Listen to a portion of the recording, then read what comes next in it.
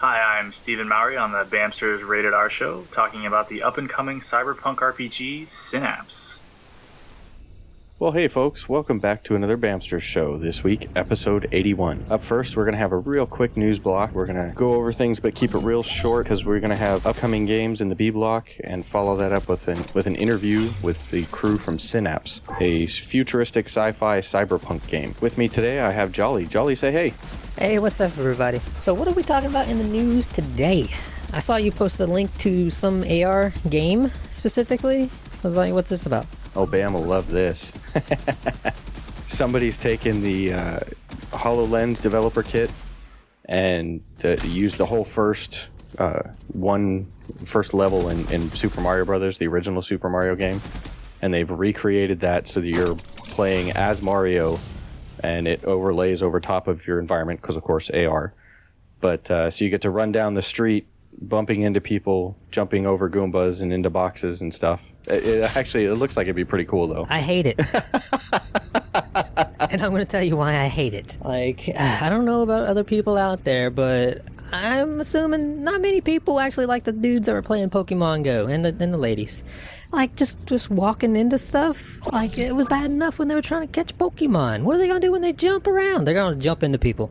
I'm going to trip you. If I see you walking around with this $3,000 developer edition for the HoloLens, I'm going to trip you. And you're going to fall on your face. Well, there probably would be some of that if you could actually even get a hold of this right now. It's just a test to see what the HoloLens would be capable of doing. It's not available for download. It's not anything that's been licensed by Nintendo.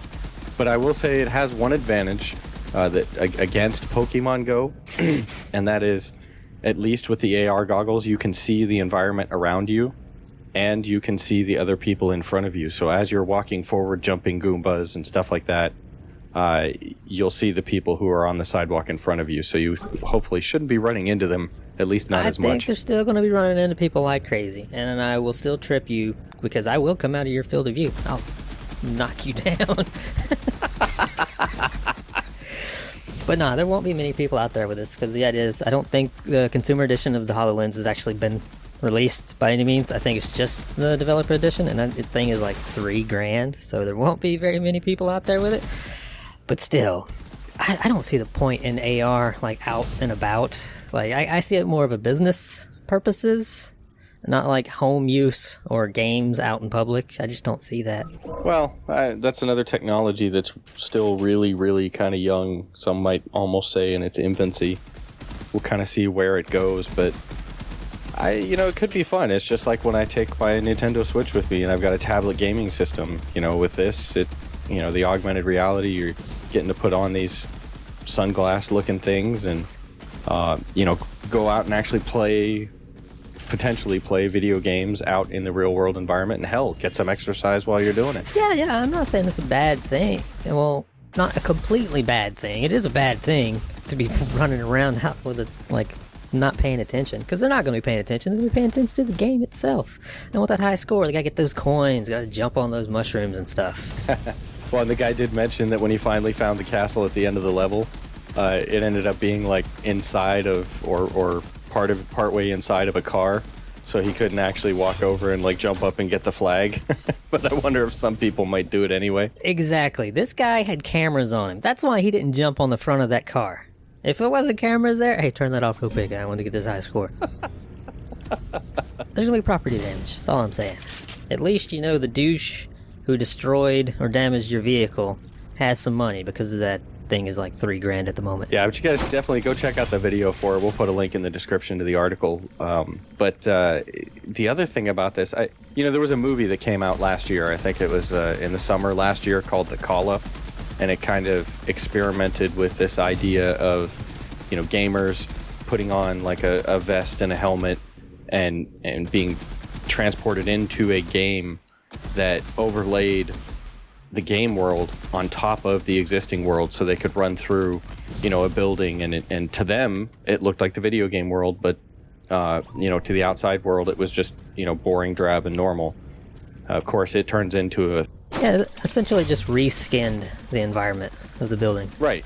And so, like you said, I can definitely see business applications for this, but I think further down in the future we could see places like laser tag park that make use of this technology to where you can play video games in an enclosed environment so that you're not necessarily out in a public park running into people. Exactly, that's what I was getting at. Like business, like arcades, like you mentioned, or sporting arena type deals, like athletic people, like real actual athletic people running around doing this stuff.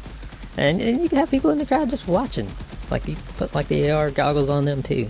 Like a different version, one that doesn't actually interact with it, just kind of like you can visually see it. What, you're trying to tell me you don't want to see guys running around with these goggles on their face doing the truffle shuffle?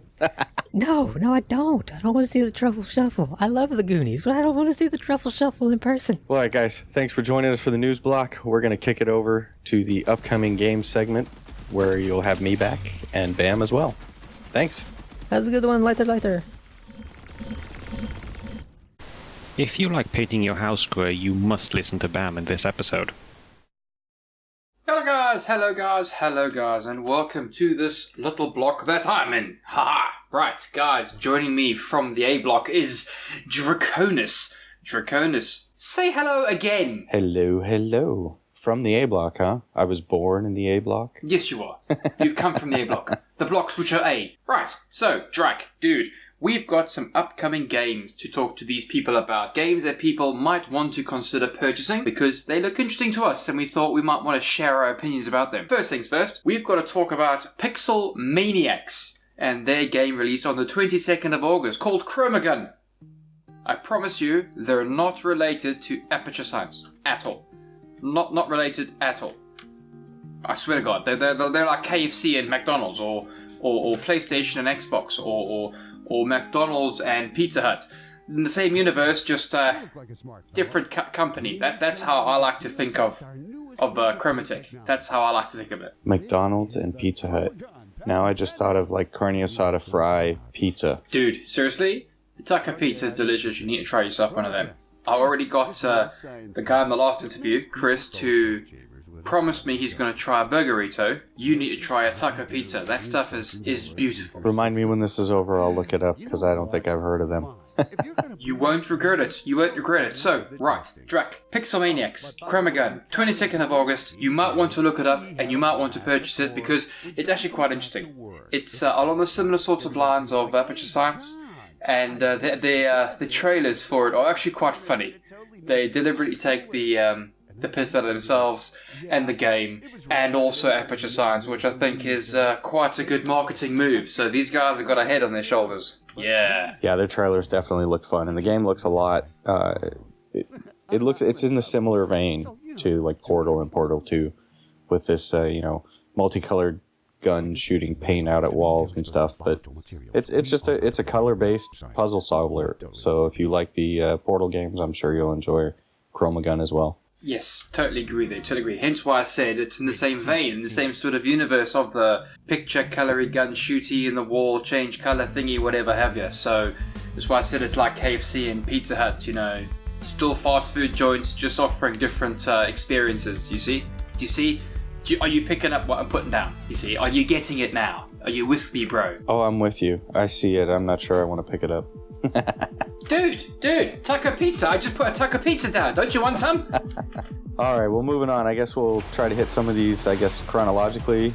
And the first one I threw in was for Jolly, our resident VR guy. It's called Super Ultra Monster Smash. It looks kind of like a rip on the old Rampage games, except it's from a perspective of the monster. So it's not ultra realistic. It's kind of cartoony as far as the look of it, but it still looks like it'd be kind of fun to slip on the VR goggles and go wandering through downtown New York, bashing buildings and tossing humans and cars and stuff. So is it a Bobby Pickett song, is it? Monster Mash? Monster Smash. Apology. I thought it was Monster Mash. It's been a long time, dude. I thought it was a mash. But, okay. But that I bet is one of their tunes. I bet, yeah. If they don't have it, that's opportunity missed, if that's the case. Yeah, that'd probably be one of those perfect pairings. Also coming out on the 7th of August is LawBreakers. Now, I've played some of this beta, and if you like the fast-paced arena shooters, this one is a hell of a lot of fun. Plus, it throws in little sections of like anti-gravity that really helped to kind of throw the experience a little bit from just running around and jumping and stuff like that to now all of a sudden you're like flying through the air, and the different characters you can play are a hell of a lot of fun. You know, if you haven't seen this, definitely go check out the videos. It's only $29.99, and I think it's, you know, if you enjoy these kind of games, it's well worth the price. And it's totally not my kind of game. That sounded sarcastic. No, seriously, it's not my kind of game. Sadly, not my kind of game at all. Lately, I've been caught in a particular type of game, but we shall discuss it momentarily. Drac, Evil Genome apparently is coming out as well. Yeah, Metroidvania and a futuristic sci-fi sort of wasteland anime style. Again, this is more your type of game, is it not? I enjoy a variety, but yeah, no, this one looks pretty cool. Yeah, it has kind of an anime style. It's not something I've had an opportunity to get my hands on yet, but it was another one that, at least the look of the game, it's not typical to everything else that I'm seeing, you know, that you're seeing AAA guys come out with and whatnot. So it looks like it could be some fun. So if you're into the side-scrolling Metroidvania type games, it could be worth a look. Is it anything like Lollipop Chainsaw? Because that Lollipop Chainsaw was not my kind of game, believe it or not. Even though I will admit this now. Yes, I've played it, and yes, it is utter crap. I didn't make sense. Didn't see the point of it, and it was shit. At least in my humble opinion.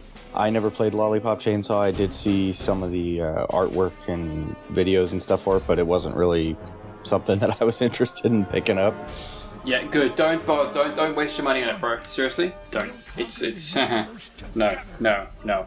Something people might want to waste their money on. Believe it or not, Drac. Moving on the 8th of August, there is a Paragon update, version 42, groundbreaking, complete, game-changing. Cards, characters, it's going to be a complete overhaul of the game, new map, everything. And that's currently what I'm playing right now, is Paragon, and quite a lot of Paragon. It'll be interesting to see if version 42 delivers what these people have been promising. I'm hoping that's the case. Well, what have they been promising that you're expecting to come out in this version? Many things.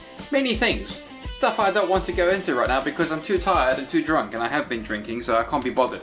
Basically, what we works on now is it'll be a set of cards that will then increase your character's play.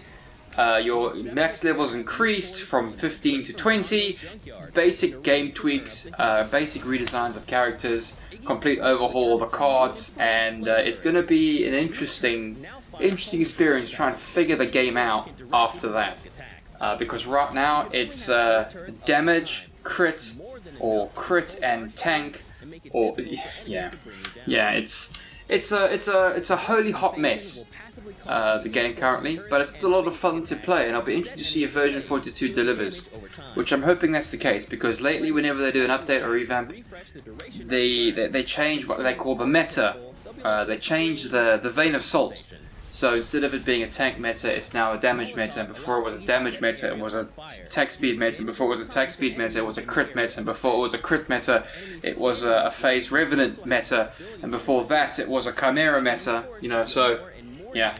All interesting ways. Hopefully it'll change for the better. So tell me, Drac, 11th of August, what's the sudden strike on PC, Mac, and Linux? Why are they still making games for Linux anyway? Well, believe it or not, there are people out there that prefer Linux to Windows. And Mac. Cavemen! Absolute cavemen! Well, that's a topic for a whole nother block. But Sudden Strike 4, coming out on the 11th, it's a World War II real-time strategy game, which one of the reasons I wanted to make sure we mentioned it on this one, I don't see a ton of strategy games coming out, or at least not ones that kind of catch my interest. And, I mean, hell, I still play Sins of a Solar Empire or Active Aggression from time to time. There hasn't been a lot of other strategy games that have really kind of piqued my interest. So far, from what little bit I've seen of this, it looks interesting. It is going to be $49.99, but it is on sale until the 11th for 15% off. Dude, that's like free money. Seriously, 50% off? That's like free money, bro. Seriously, you can take the 50% you save and buy in that game and go get yourself a beer or a bacon. No. 15, yeah. Or in Spanish, 15. Oh, good God. Oh, well, fine. You can't get yourself It won't be enough for a beer, but maybe for a can of Coke or something, you know? Apologies, I thought you said 5-0. That was my bad, Mo, my bad. Hell, if it was 50% off, I would have already bought it. So next up on the 15th, we've got a couple other games coming out. One is Agents of Mayhem. It's a goofy open world, like superpower action type game made by the same people who made Saints Row. It's not anything to be taken seriously. It looks like just kind of a goofy, fun time running around, shooting, using powers, blowing things up. And that one's going to be $59.99. Comes out on the 15th for PS4, Xbox One, and PC. Again, not really my kind of game. I'm going to say no, I don't. I've done the goofy thing with the game that's on PS4. The name escapes me right now, but it was based on Team Fortress 2. That wore thin very quickly, and that's kind of put a bad taste in my mouth when it comes to other goofy games when it comes to this sort of thing. So, but no. It's funny because about everything we list that's coming out this month, you're like, it's not really my kind of game. I think I get the feeling unless it's Paragon, it's not really your kind of game. No, believe it or not, mate. Believe it or not, you're not far wrong there, right? Right now, I'm currently playing Battlefield 4 and Paragon. When I get bored of Paragon, I go play Battlefield 4. When I get bored of Battlefield 4, I go play Paragon. Yes, I've got Battlefield 1. Yes, I do. But Battlefield 1 for me was a bit more of a letdown than Battlefield 4 was, and Battlefield 4 has the one thing that Battlefield 1 does not have: RPGs and the ability to blow things out the sky. So, yeah, don't have that. So they focused me and killed my avenue of gameplay that I really enjoy. But there is a game coming out soon that I have got pre-orders to and whatever have you, and that is The Fractured Butthole. Yes. Oh yes, I shall be playing that, yes, and I shall be fracturing many more butthole peoples. Well, if you like shooting things and blowing things out of the air, maybe you look at this one for PS4 that also comes out on the 15th, called Matterfall. It basically looks like if Metroid and Contra had a baby, and then they handed that baby a portal gun that could either create or destroy matter. And it's only $20. But it kind of harkens back a little bit to some of the old school like Contra games and Metroid stuff. It looks pretty neat. I have seen this game, and it has piqued my interest because I loved Metroid. I loved the first Contra. Contra 2 was just epic. Metal Slug was, I think, the pinnacle of it all. But then there was Cadillacs and Dinosaurs or something, and I played that too. Holy shitballs, bro. I spent many hours in the arcades playing that game. Cadillacs and Dinosaurs. Fuck yeah, what a game. Also the Ninja Turtle games as well. That was brilliant. Yeah, I loved those. Oh, the Ninja Turtle games. The one where you were running on the beach, you had to go to a submarine, and from the submarine you had to go to the bridge because the city got levitated, and from the city being levitated you did something else, and you ended up in that was for me the best Ninja Turtles game. Best one. The graphics, I will admit this now, don't hold up as well as I remember, but the gameplay is still solid. Yeah, they were a hell of a lot of fun. So yeah, this will be an interesting game to see. Yeah, well, a lot of fun. Well, and I've saved some of the best for last. No, stop, we're stopping it right there. Done, no, I refuse, done, no more, end of C, B block, what block is this, B block, end of B block, done. You might as well just get used to the fact that the Nintendo Switch is here to stay. It's selling as good or even better in many cases, I think, than the Nintendo Wii was. It's not going anywhere, man. You might as well just give in and get one. Mate. It's a festering fucking wound on the carcass that is the console market. Okay? That's what the Nintendo is. You say that now, but when the PS5 comes out and it's mobile, like the Nintendo Switch, are you really going to be that upset? Yes, because I don't want a mobile games console. If I wanted a mobile games console, like, a tablet, I'd go and buy a fucking tablet. And I'd go download some games, and I'd let my kids play in the back seat with the Huawei fucking wireless pocket rocket thingy, whatever have you. If I want a games console, I want a games console. This is why I'm hoping PlayStation stays the current course by making the best games console ever and not going for the multimedia experience like Xbox has. Because I will buy the most powerful console available because I want to game. And yes, you can tell me now, I haven't bought a PS4 Pro because there's no bloody point. That was a half step, not the full. They didn't go full retard with it, basically. They went quarter retard. So I'm waiting for the PlayStation 4 full retard version. 5, rather. And if they make a mobile version, and Xbox makes a console version, I'm going to Xbox, mate. You know, for all the crap you guys give me about being a PC master racer, you do sound a little elitist there. No, you see, I give you shit being a PC master racer because you're not really a PC master racer. You keep gaming on this Nintendo Switch thing, right? And keep talking about Zelda this and Zelda that. Meanwhile, Zelda's been supplanted by Skyrim. And Skyrim will outstrip Zelda. And the only reason why the hardware's selling is because currently you've got good software being sold for the hardware. Because that's the only thing that push hardware sales, believe it or not, is software. Zelda was so awesome, even Skyrim acknowledges them in the game. That was just a nod to the hat saying, there we go, fan freaks, you sycophants. You can have a pretend Zelda that doesn't actually do anything apart from run around with a green frock and a pointy hat like Robin Hood Men in Tights. Done. That's all Zelda is, right? He's not Skyrim, bro. The Zelda armor's crap. Even you know this. All right, you. Zip it so I can get through these next couple of games or I'm going to push you in a box. We got to finish out this block. So on the 29th, Mario Rabids comes out on the Nintendo Switch. It's a turn-based strategy game. I guess it shares some similarities with XCOM, but it's like a mashup of both the Mario and Rabbid worlds and keeps, you know, kind of the sense of humor with that stuff. It'll be $60 and it's out on the 29th. So if you're looking for... Too expensive? Yeah, I kind of feel that way a lot with some of these Nintendo games that they're pricing them at the same price. A lot of, AAA studios for like PC and PS4, Xbox One games are, and I kind of feel like they should be a little bit less. I agree there. And then lastly, also on the 29th, also for the Nintendo Switch, the PS4 and Xbox One, but priced much better at $40 is Redout. Still too expensive. I'd much rather play Anti-Graviator. That's the truth. That game was pretty fun too, yeah. That's a lot better game than I think this will be, to be honest. Yeah. But that one's not out yet, is it? No. See? While you wait, you can scratch that itch with Redout. No, but this thing is, Anti-Graviator probably going to be about $20, right? And then I could save the $20 and buy more bits into the game. So there you go. I get more of a gaming experience with the same amount of money. Anti-Graviator, I reckon, is a much better game than this. Much better game. If anyone wants to know what Anti-Graviator is, it's an indie game made by a great bunch of guys. And we interviewed these guys, believe it or not, a couple of weeks back, and they're cracking off. Go check them out. We'll stick a link somewhere for you guys to peruse over. Much better game. Yeah, that game, I played the demo. It was a lot of fun. And, high-speed racing doesn't get much better than that. It was definitely fun, but it's only going to be available in Steam and on Xbox One.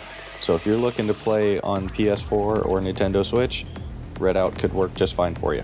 I agree there, but I'm pretty sure they mentioned it was coming to the PS4 as well.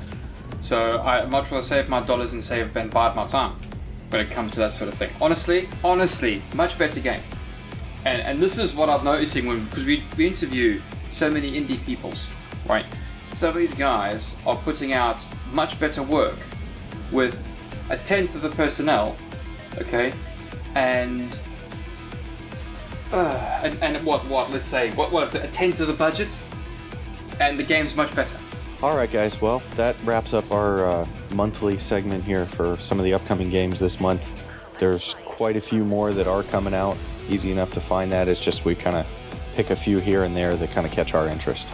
So for me, Drac, I'm out, and we'll see you in the interview coming up next. And from me, a rather cynical Bamm, that's Pro Indie. Much love to all you peoples. See you next time. Hi, I'm Stephen Mowery with the Synapse project, designing a cyberpunk RPG, and this is me on the Bamsters Are podcast. And in 3, 2, 1, everybody, we're back. It's another one of those interview segments. And yes, this is G, and across the pond, right next to me, I have Draconusx. Say hi, Drac. Across a pond and next to you, that must be a really small pond. But yes, interview time again. And with us this week, we have Seelan and Steven, who are currently developing a game called Synapse, a turn-based cyberpunk RPG. Guys, say hi. Hey, how we doing? This is Stephen Mowery here with the lead developer for the Synapse project. Hi, this is Seelan from Singapore and the creative director and also the producer of the game. Well, Stephen and Seelan, I guess welcome on the show. This is one of those that's been interesting for a while, because Seelan, you and I spoke first time, I guess, January of this year, that we really wanted you on the show to talk about the game, but it sounded like you weren't quite right, quite ready. No, things needed to be done, and now you have an alpha that we've been looking at. It looks really good. All I can say is it's been a long wait, but I think it's been worth it. Yeah, I think at that point in time we were still deep in development and we felt we needed to get closer to the release date before we speak, yeah. Oh, definitely. We do pick up some games quite early, and I must say, with some of the concept art that you were putting out in a couple of Discord channels that I were in, that kind of caught my attention. I really like the style. Okay, thank you. I'm glad you think so. Well, it might be me. It had that, and I've been looking at some of the stuff you put out since, as well as some footage of the alpha. It has a little bit of a Mass Effect style to it. No, thankfully not the faces. That seem to be done better. But, the soft but very industrial and very grey on white style that Mass Effect 1 and 2 had, both in objects and walls, buildings, but also the same soft blur lighting. I don't know, that it works really well for this cyberpunk tech age RPGs.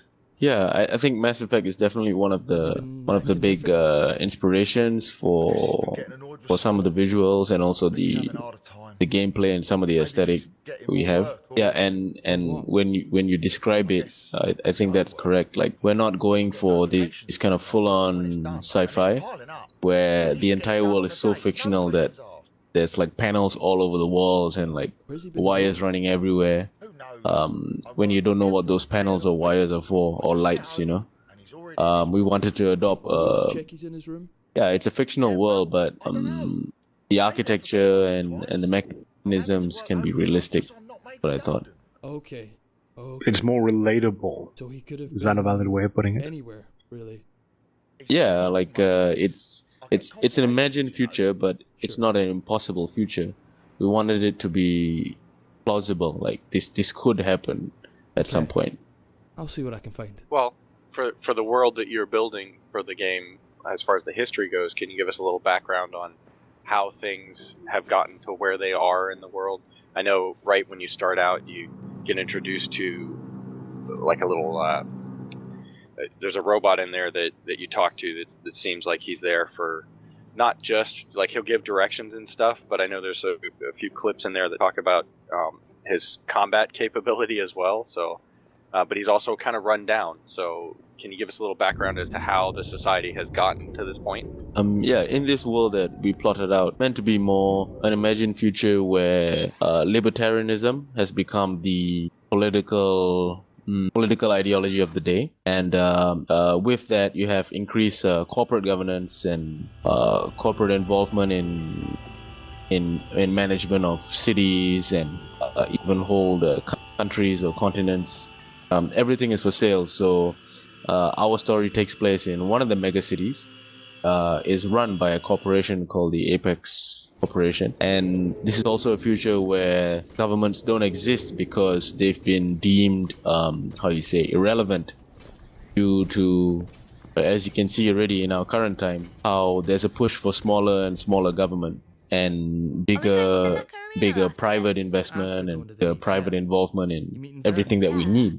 So that's kind of what led to the city and the setting that we have in our game. And in that setting, our main characters and the one that you play as, which is Kai Voloshin, he's part of a group of scavengers. So they pretty much power the scrapyards and the heaps of discarded technology in order to find spare parts to sell. So there's a bit of a social commentary in this setting as well.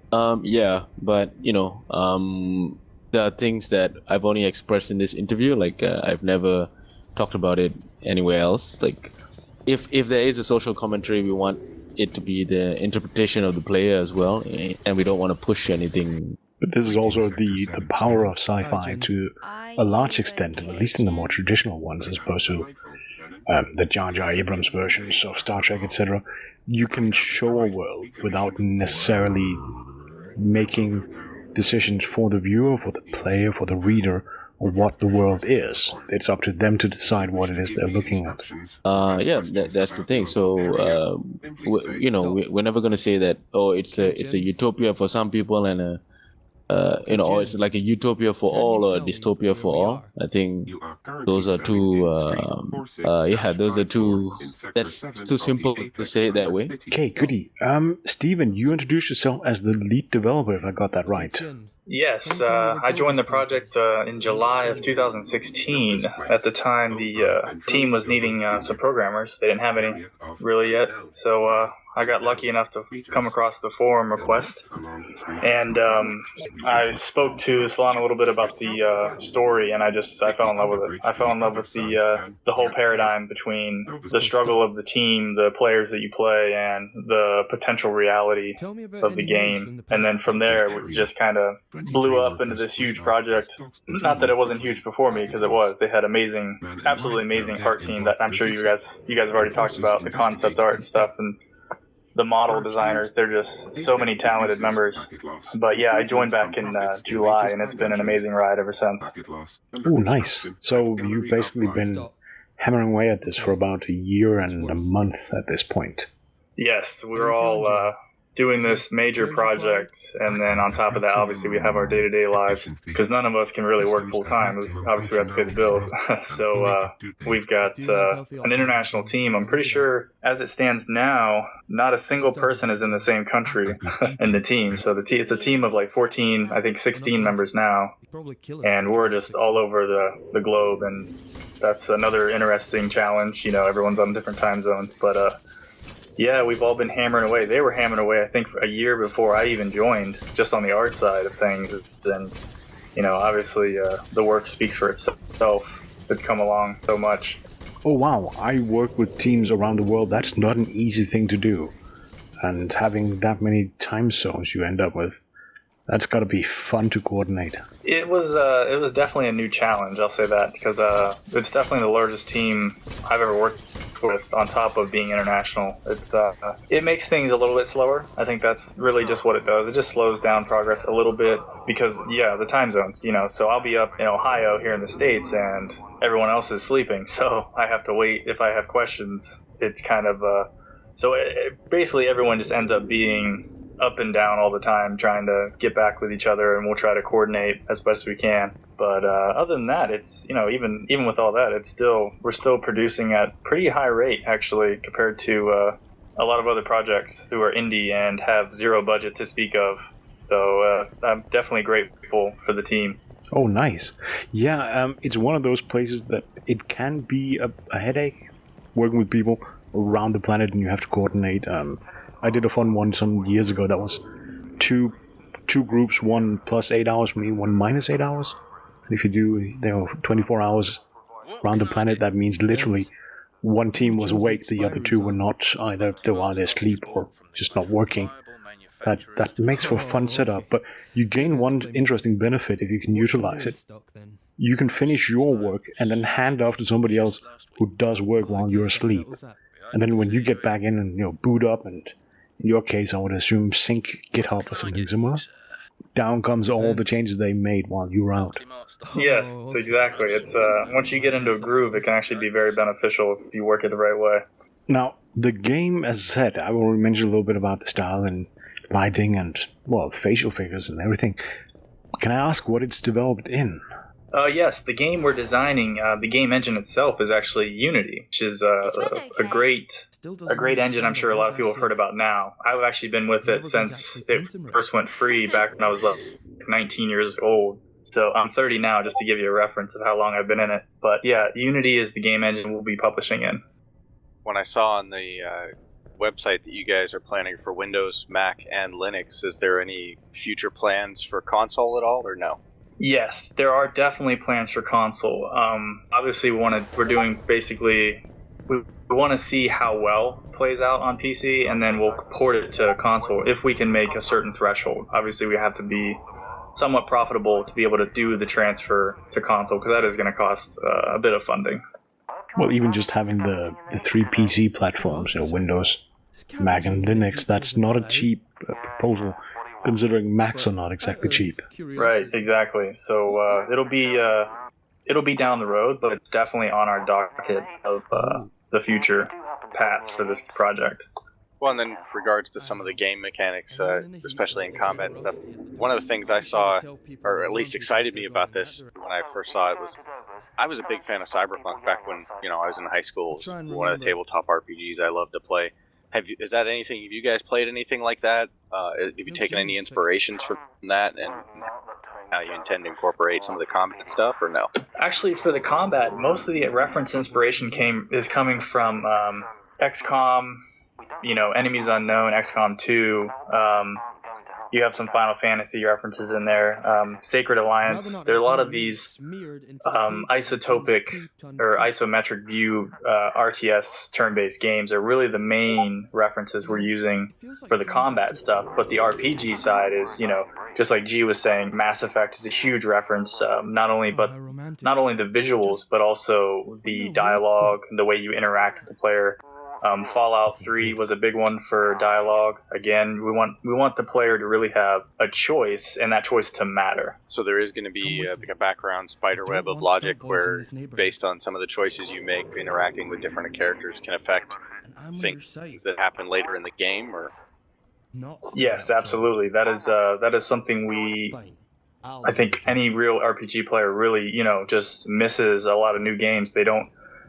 They for whatever reason, they botch it a little bit, you know what I mean? Like Fallout 3 did an amazing job, in my opinion. They had a true dialogue system where there was so many intricacies, not only but the main quest, but you had all these side quests that if you really wanted to, you could really start to connect with these players by talking to all these different people and getting pieces here and pieces there. And that's something we're definitely going to be pushing in the full game once it's picked up. It'll be your choice matters. It won't just be this linear take your hand and walk you through the game. It'll be your choice of how you want this to go. That's an interesting reference. I did not play Fallout 3, I must admit. I only played 4, which probably makes me a really bad gamer. That one I did have the impression, yes, you can make choices, but it actually only came down to about 3 or 4 places where you made big choices. The rest was kind of linear. That's true. In Fallout 3, a lot of you're right about the real choices making story plot changes. You're right. They were more spread out as far as they were big points. You could have like 2 endings. It's similar to Mass Effect, I guess, because in Mass Effect you had, you basic main outcomes, and there were subtle changes throughout the story, but they didn't really affect the final outcome. But yeah, we would like to get more of choice involved in this, and then obviously that'll depend on the budget in the end, but we're going to try our best to maintain that ideal. Without spreading too much salt around, I think beating the Mass Effect trilogy, the amount of points that that changes the ending, should be easy, considering there was only one choice at the end. A lot of it had to do with my love or the inspiration that I get from science fiction. In my day job, I work with an NGO, and we do media activism, and we also do development for independent journalists and digital rights and security in Southeast Asia. Science fiction and cyberpunk, all of these imagined futures.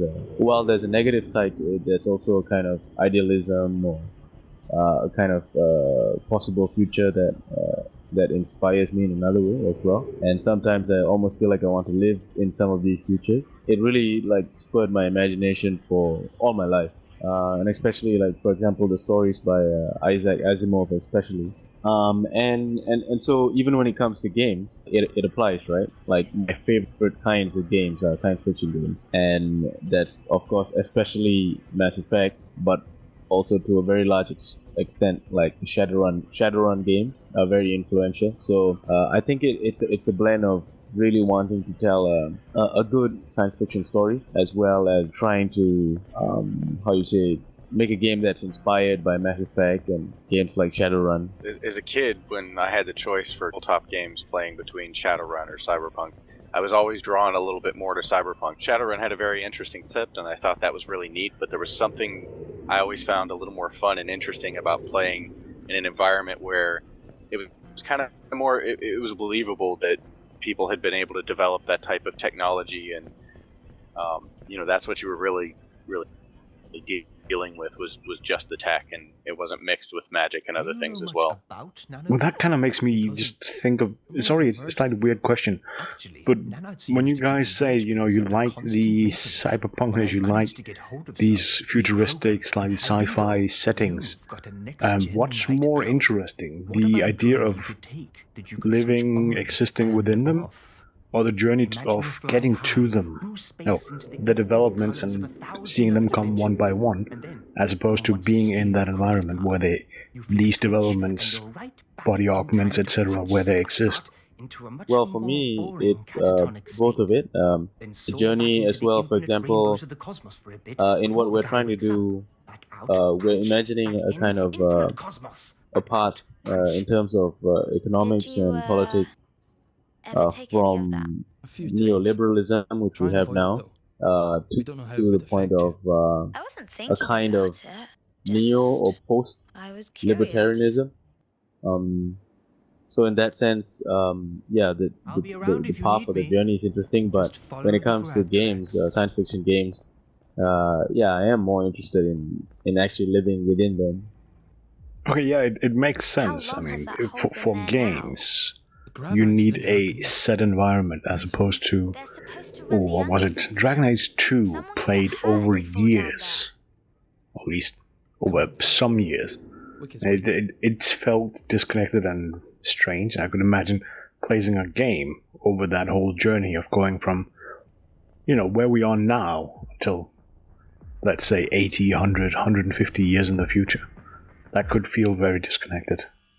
Yep, and if we ever get to go beyond the demo and produce a full game, we do hope that we'll be able to do similar things, like we can continue telling this story, perhaps with different characters, but in the same kind of setting.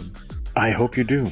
The setting sounds not quite, but somewhat like, Fifth Element, Blade Runner. I like, in particular reason why I bring up Fifth Element is at one point if you go down enough, there's just a smog layer. There's no visibility, no nothing.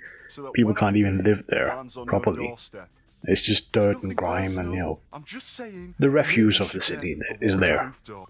Yeah, I do see what you mean. And that's good that you find this correlation, because many times, when you say science fiction and gaming, sci-fi, it's just a term that's being thrown around, and as long as you got that spaceships and aliens, it's called sci-fi, But what we hope to do is to tell strong and deep and plausible stories within the science fiction genre and within gaming.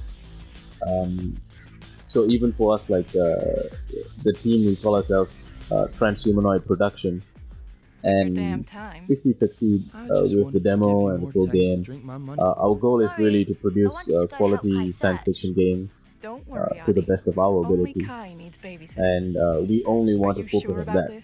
Allow me then just one more question before I hand back off to Drac. Sorry if I'm hogging you a little bit here with all the weird questions.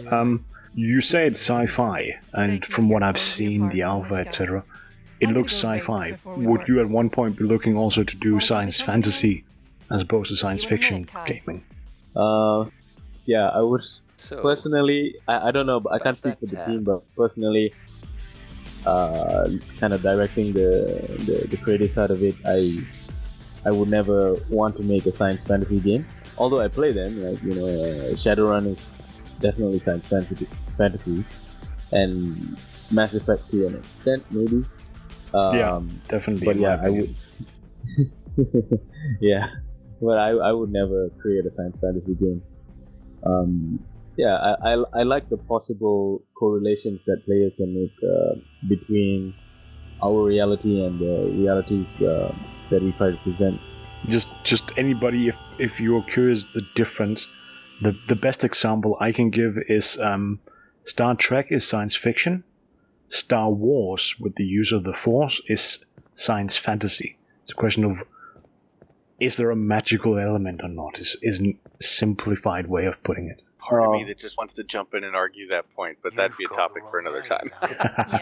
Fair enough. I want to see, but realistically though, all joking aside, that it probably is a pretty good explanation of the difference of the two. I would have gone also with the commentary we had a little bit earlier about the difference between Cyberpunk and Shadowrun, where Cyberpunk is just futuristic with technology, where Shadowrun, magic comes back into the world and you have things like elves and orcs and trolls and stuff. So, but I would like to see if I could swing back around just a little bit the game mechanics. I think, Steven, a little bit earlier you said you guys are doing an overhaul on some of the combat mechanics.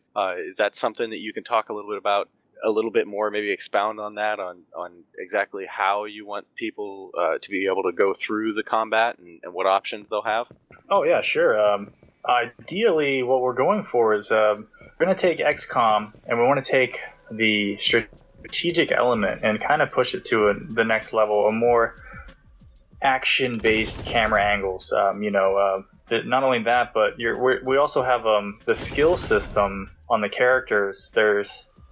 There's an element of we simplified it, but ultimately they kind of build on each other. So what we have is you have your basic, advanced, and you have your expert skills. And then of course you have Sentry mode, which if you're familiar with XCOM, it would be called Overwatch. I don't know. But basically what happens is you can, in the combat, you can choose your players, you can strategically not only set them up in position using cover and what have you, but you can also maximize their efficiency by using the different levels of skills per category. So even in your basic skills, you still have, say for example, with Kai, he has a basic skill of a burst, and it's just that's his everyday, first skill.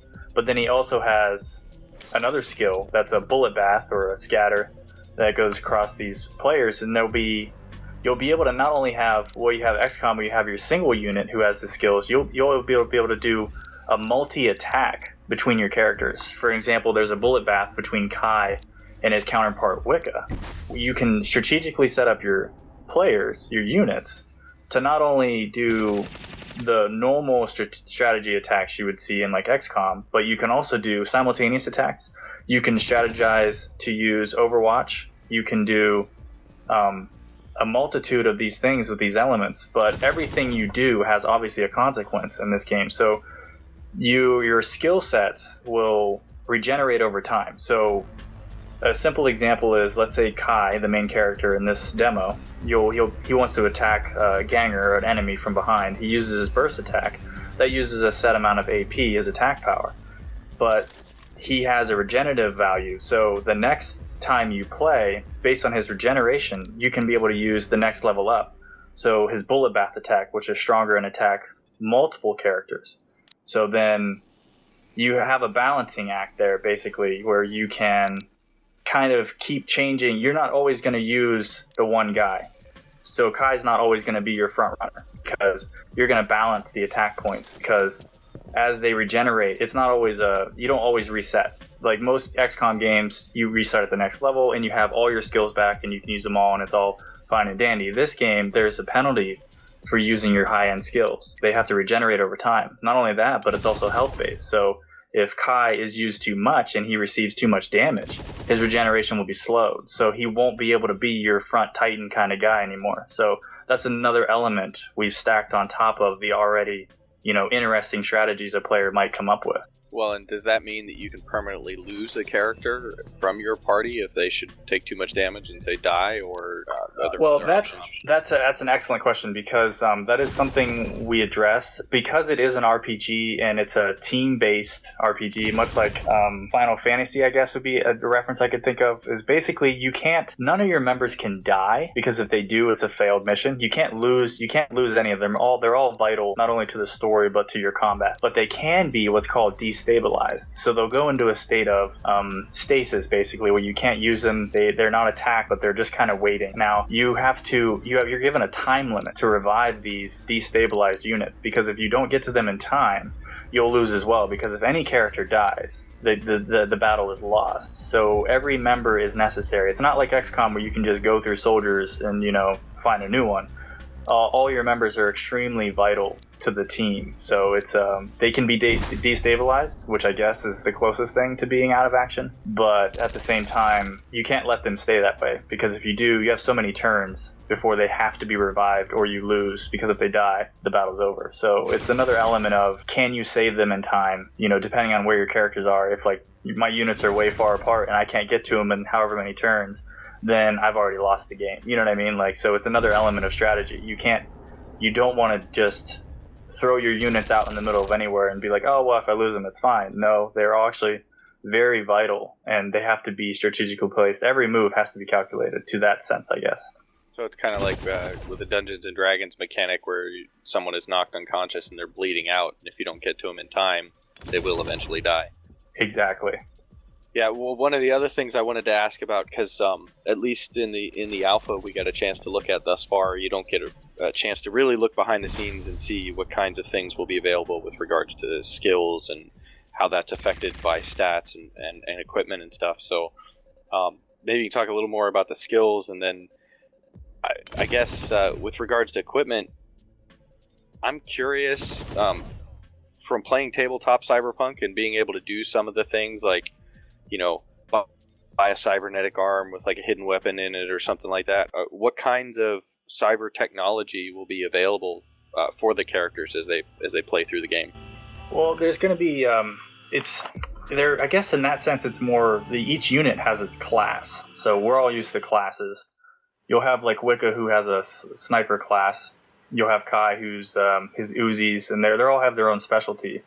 And there's a lot of actual tech that's going to come later. There's some other characters later in the game who are very tech savvy, and you'll have deployable robots who can do attack, repair, similar things that you would see in XCOM 2, I guess. With the specialists, they had those sentient, or they had those robots.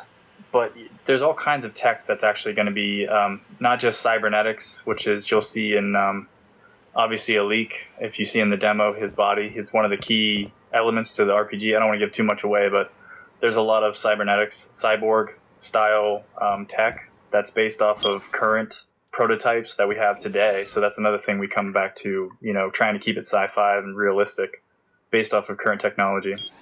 You're going to have a multitude of new tech. There's actually, trying to think how I can best word it, but there's going to be layers upon layers as you go in the game and your tech develops. And that goes back to the class of skills I was telling you about, where you had basic, advanced, and expert. Basically, you're just going to, ultimately, once you've leveled up your characters, you're going to have kind of this Schwarzenegger, Predator, you know, this crazy style of skill sets that you can combine with your team.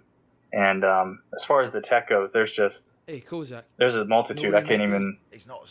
Actually, you know what? It'd probably be better if Seelan answered that question, because he knows more about what the future of the concept and what kind of tech they're going for, because they have a better background of the sci-fi, which a lot of it's actually based on, again, real scientific research the team does. It's actually quite amazing. Seelan, would you like to kind of elaborate on the new tech that the players will be able to have access to? The augmentations and body modifications that they use, that they employ throughout the game, and also the weapon modifications and advancements. These play a big part in how the player can upgrade their characters, other than just increasing their stats and so on. And in that sense, it's also quite inspired by Shadowrun, and also, you know, generally cyberpunk concepts and games. But then at the same time, blending the kind of faster pace, close-up action of the newer XCOM games. That's what I'd say. But at the same time, a lot of the technology we're going to use, as Steven mentioned, is based off technology that exists now, or is being prototyped now, is in development, even as far as the augmentation goes.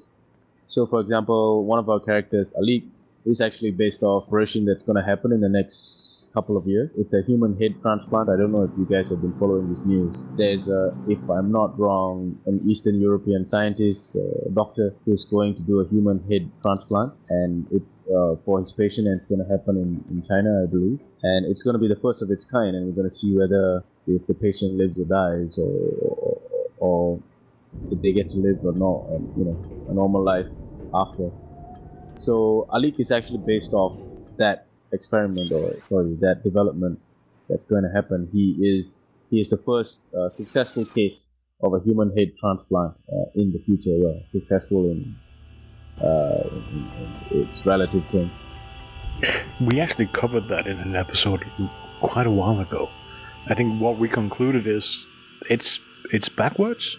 You're not transplanting the head, you're transplanting the body, because the head is the personality. It's just the whole verbiage being used around this procedure seems backwards. Like, oh yeah, we're just moving your head. You'll stay the same person, we're just giving you a new head. No, you're giving them a new body. That is an excellent point. I've never thought about that, but yeah, I think that's a more accurate way to. Yeah, a full body transplant, basically. Yeah, that's cool. That's a cool way to think about it. And other technology that we're also kind of incorporating into the game is, for example, if you've been following what Elon Musk has been doing with Hyperloops, the experiments, and the developments he has. Yeah, in our game, we're actually going to feature the Hyperloop as the main mode of transportation within the city. So instead of taking some other mode of transportation, you're actually taking a Hyperloop, and we hope or a form of it. So yeah. Oh, that's kind of cute, actually. But yes, back to the combat. What the main question was about the units. What kind of tech will they see? You're going to have body augmentation, you're going to have weapon modifications, you're going to have, not only that, you'll have personal droid systems that will, again, just similar it's similar to the XCOM with specialist class, but you'll have all these elements and you'll be able to do things, you'll be able to take over enemy units, you'll have enemy droids you have to deal with. There's the main enforcers in this game is actually called contractors, which again, because it's a privatized future, so they're all contractors basically, these soldiers. So that's going to be a big main, that's kind of the main brute force infantry you'll be fighting, and they'll have their own tech and what have you. There'll be a lot of body augmentation on top of the already stats, experience levels that you'll be able to change, and that will have a big play on a unit's ability to get hit chances, misses, etc. Okay, I know this just sounds like it comes way out of left field, and in a way it's meant to be humorous, but can we get a bacon delivery droid that goes out and distracts the enemies with bacon? That is already in the works, my friend. Tell me about any news from the past. Okay. One of the things that we try to do when we've interviewed folks is we try to get them to put bacon in any way we can in the game. There have been a few that have accommodated that. Okay, stop. But as I mentioned, we're not going into science fantasy yet. Nice political answer, I like that. It might also just be me, but if you're living in a city below a city, not a lot of light, not a lot of place for pigsties, where do you get bacon? From the Verge. Yeah, I mean, most of the food processing happens in the upper city, and again, a lot of the food processing we're looking at is we're looking at artificial meat, and we're looking at vertical farming as possible sources for food. If I'm not mistaken, Singapore is actually one of the places where that's being trialed. Yeah, tell me about it. Yeah, so when we talk about when you mention about Blade Runner and the Fifth Element and how the lower parts of these cities are like are a complete in complete ruin and everything, and the state that the people live in Southeast Asia where I live and move around, it's like this is not fiction or fantasy to me. It's like I see it. I know people who live in these places, and sometimes I have to travel or work in these places as well. So it's interesting exploring it within the game and reflecting upon the reality around me. Well, I do have to mention one more movie. Sorry about that. Demolition Man, when they're in the sewers and they're asking, where do you get meat? The woman just looks at him and replies, Hamburguesa Raton. Yeah, that's right. That's also a good movie. This is one of those things that popped into my mind when Drac asked about bacon. And just, well, you'd eat whatever's there, and if that's rats, that's what you eat. You guys seemed to, at least in the alpha demo, it seemed like you guys had a bit of a range of different types of voice actors in there. That was pretty cool. I'm not sure how it got to be the level it's at now. Like we just had our writer Rob. He mostly writes for film, and then he's also getting involved in game projects. And this is one of the bigger projects that he's done. And he pretty much contacted a whole bunch of voice actors, and they're all from the UK. And he coordinated all those recordings over there. And we paid a nominal fee, like a really minimal fee. In exchange, we told them that they would be featured in this demo, and we'll do the best that we can on it to promote it and everything. So on that goodwill, we got voice actors that were pretty talented, but at the same time, were not, too expensive. If you need annoying English sounding, I'm more than willing to volunteer one of our guys. Bam. Okay, Drac, looking at the time, are you up to doing the final question, the ultimate question? The penultimate question? He'll need a dictionary sooner or later. Let's call it the ultimate question for now. Okay. So a question we like to ask all of our guests is, what kind of bacon do you like? How do you like it prepared? And what kind of beer or cider or other type of beverage would you prefer to have with said bacon? That's a hard question to answer. I don't know the brand of bacon, but I know I like it crispy. As far as the beer, I've kind of been on a not your father's root beer kick. I don't know if that counts as beer. That's one of those I don't even know what that is, so... Root beer? Isn't that soft drink? Yes, it's the brand of beer, though. It's an alcoholic drink and called not your dad's root beer. That's, I think, it's the joke is it's not a root beer, it's an actual beer. Oh, okay, that's what I was trying to think of. I was trying, because I know I'd heard of it before, but I was trying to remember if it was alcoholic or non-alcoholic. Yeah, it's definitely alcoholic. Yeah, they have, they have some of those root beers now that they basically call them like hard root beers, that they do have an alcoholic content to them.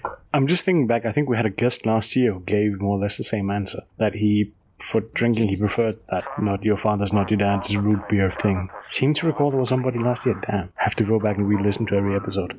You know what? I happen to have one of these not your father's root beers. It's 5.9% alcohol, so yeah, it's an ale. That will work. A few of those, that will definitely work. Yeah, a little while back, I started to shift away from beer and more towards ciders. I haven't had too many ciders. What kind do you prefer? It kind of depends on which mood I'm in. Typically, I go with the Strongbow with the honey cider because those are nice and sweet. But if I'm in the mood for something a little bit sour or tart, I'll go with the Angry Orchard stuff. I'm familiar with Angry Orchard, yeah. I forgot about those. Yeah, I'll have to try that Strongbow. That sounds good. Steve, just a note. You might get a complaint from the guy editing this because he's quite insistent Strongbow is not good. He's insistent of what? The guy editing this episode, or who will be editing this episode, he insists that Strongbow is not a good cider, so be forewarned. Thank you for the heads up. Okay, Drac, now you have to repeat your question for Seelan. Well, the question we like to ask all our guests is, what kind of bacon do you like? How do you like it prepared? And what kind of beer, cider, or other beverage would you like to have with said bacon? These are the best questions so far. Well, bacon is not really a common thing here in this region.